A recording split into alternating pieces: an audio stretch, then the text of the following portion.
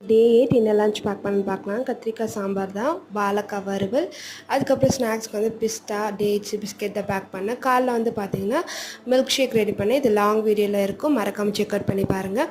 வாழைக்காய் ஃப்ரைக்கு வந்து பார்த்திங்கன்னா வாழைக்காய் ஒரு 2 மினிட்ஸ் நல்லா ஹாட் வாட்டரில் பாயில் பண்ணதுக்கப்புறமா red chilli powder, coriander powder, அதுக்கப்புறம் மஞ்சள் தூள் ஆட் பண்ணிவிட்டு முக்கியமாக க்ரஷ்டு பெப்பர் யூஸ் பண்ணுங்கள். தேவையான அளவுக்கு சால்ட் ஆட் பண்ணி 2 மினிட்ஸ் நல்லா சாட்டே பண்ணதுக்கப்புறமா பேனில் கொஞ்சமாக ஆயில் சேர்த்துட்டு இது வந்து பார்த்திங்கன்னா ஷாலோ ஃப்ரை தான். இதுக்கு கடுகு, உளுத்தம் பருப்பு, உரிக்காத பூண்டு நல்லா தட்டி ஆட் பண்ணுங்கள். கருவேப்பிலை ஆட் பண்ணதுக்கப்புறமா வாழைக்காய் வந்து ஒரு 5 மினிட்ஸ் 2 பக்கமும் குக் பண்ண விடுங்க. நல்லா க்ரன்ச்சியாக வந்ததுக்கப்புறமா மேலே கொஞ்சமாக சால்ட் ஆட் பண்ணி டாஸ் பண்ணிங்கன்னா சூப்பரான வாழைக்காய் ஃப்ரை வந்து ரெடி ஆகிடும். கர்ட் ரைஸு, ரசம் ரைஸ், சாம்பார் சாதத்துக்கெல்லாம் பர்ஃபெக்டான சைட் டிஷ் தான். இதுக்கு மெயின் ஹைலைட்டே லாஸ்ட்டாக கொஞ்சமாக சால்ட் போட்டு டாஸ் பண்ணுறது தான். Once in a while try பண்ணி பாருங்கள். So see you in the next video. Tata, bye bye.